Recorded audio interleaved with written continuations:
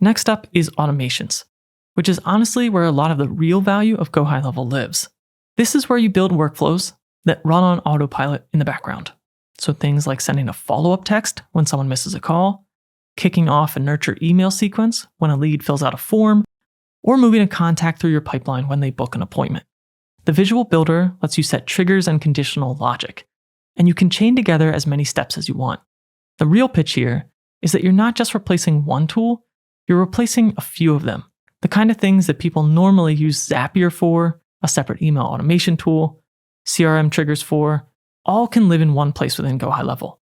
Now, more complex workflows do take some time to learn, and there's a bit of a learning curve when you first dive in. But once you get the hang of it, the big advantage is that everything is built natively right into the platform. So instead of stitching together 5 different tools and hoping the connections don't break, your automations are talking to your CRM, your email, your SMS, and your calendar directly.